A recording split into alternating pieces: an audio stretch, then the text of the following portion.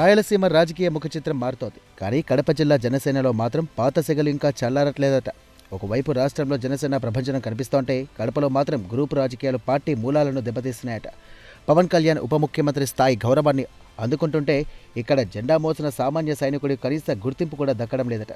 Party కోసం నేనని ఒకరు, మమ్మల్ని కాదని మరెవరో అని మరొకరు, ఇలా రెండు వర్గాలుగా పోరుతూ కడప జనసేన వీధిన పడుతోందట. ఉమ్మడి జిల్లా కోఆర్డినేటర్ సుంకర శ్రీనివాస్ నాయకత్వంపై విమర్శలు వెల్లువెత్తుతున్నాయట. అయినా కడప జిల్లాను జనసేనని ఎందుకు పట్టించుకోవట్లేదని పార్టీ నాయకులు ఆవేదన వ్యక్తం చేస్తున్నారట.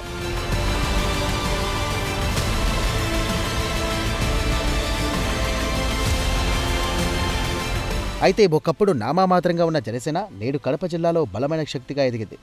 గతేడాదితో పోలిస్తే ఈసారి సభ్యత్వ నమోదులో రికార్డులు సృష్టించింది. అయితే పార్టీ బలపడుతున్న నేతల మధ్య సమన్వయం మాత్రం అట్టడుగు స్థాయి పడిపోయిందట. ఉమ్మడి జిల్లా కోఆర్డినేటర్ సుంకర శ్రీనివాస్ తీరుపై పార్టీలో ఒక వర్గం గుర్రుగా ఉందట. రాష్ట్ర కమిటీ ఏ కార్యక్రమానికి పిలుపునిచ్చినా జిల్లాలో రెండు వేర్వేరు కార్యక్రమాలు జరుగుతుండడం ఇక్కడి వర్గపోరుకు అద్దం పడుతోందట. ఒకవైపు సుంకర శ్రీనివాస్ అధికారికంగా కార్యక్రమాలు నిర్వహిస్తుంటే ఆయనతో పడన నేతలు అదే రోజు సమాంతరంగా మరో కార్యక్రమాన్ని చేపడుతున్నారట. పార్టీయే దైవం, అధిష్టానం మాటే వేదం అని సుంకర శ్రీనివాస్ చెబుతున్నా కింది స్థాయి నేతలు మాత్రం ఆయన ఒంటెత్తు పోగడల వల్లే జిల్లాలో గ్రూపులు తయారయ్యాయని ఆరోపిస్తున్నారట. నియోజకవర్గ స్థాయి ఇన్ఛార్జి పదవుల విషయంలో కూడా గందరగోళం నెలకొందట. ఏదైనా ఒక ప్రోగ్రాం కోసం తాత్కాలికంగా ఇచ్చిన బాధ్యతలను కొందరు నేతలు తమ శాశ్వత పదవులుగా చెప్పుకుంటూ కార్యకర్తలను తప్పుదోవ పట్టిస్తున్నారట. అసలైన పదవుల కోసం ఎదురుచూస్తున్న నిబద్ధత గల నాయకులకు ఈ ఫోజుల రాజకీయాలు తలనొప్పిగా మారాయట. నాయకుల మధ్య ఈ ఆధిపత్య పోరు క్యాడర్లో అయోమయాన్ని నింపుతోందని అంటున్నారు.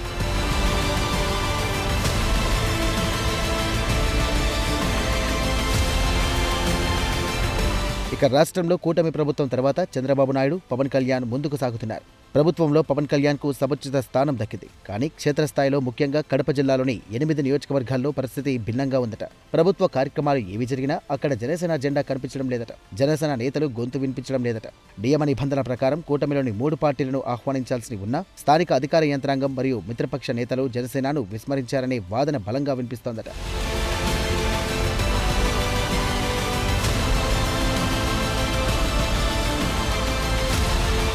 మరోవైపు పార్టీ కోసం లాఠీ దెబ్బలు తిని కేసులు ఎదుర్కొని సొంత డబ్బులు ఖర్చు పెట్టుకున్న కార్యకర్తలు నేడు కనీసం ఒక ప్రభుత్వ కార్యక్రమంలో తమకు కుర్చీ దక్కకపోవడంపై రగిలిపోతున్నారట. జిల్లా మొత్తం మీద కేవలం 2 డైరెక్ట్ పోస్టులు ఇచ్చి చేతులు దులుపుకోవడంపై పార్టీ శ్రేణులు గుర్రుగా ఉన్నారట. పవన్ కళ్యాణ్కు కడప అంటే ఇష్టం లేదా, రాయలసీమ కార్యకర్తలను ఆయన మర్చిపోయారా అన్న ఆవేదన జన సైనికుల గొంతుల్లో కనిపిస్తోందట.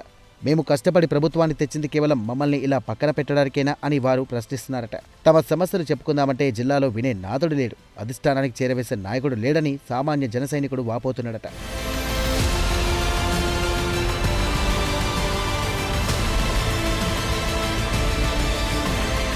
ఇదిలా ఉంటే రాయలసీమ అంటే పవన్ కళ్యాణ్కు ప్రత్యేక అభిమానం అని చెప్తుంటారు. కానీ కడప జిల్లా విషయంలో మాత్రం ఆయన మౌనం వహిస్తున్నారనే వాదన వినిపిస్తోంది. డిప్యూటీ సీఎం హోదాలో పవన్ కళ్యాణ్ జిల్లాలో పర్యటించి ఇక్కడ నాయకత్వ లోపాలను సరిదిద్దాలని క్యాడర్ వేడుకుంటోంది. క్షేత్రస్థాయిలో ఎవరు కష్టపడుతున్నారు, ఎవరికి జనార్దన ఉంది అనేది పవన్ కళ్యాణ్ స్వయంగా వచ్చి చూస్తేనే తెలుస్తుందని వారు భావిస్తున్నారట.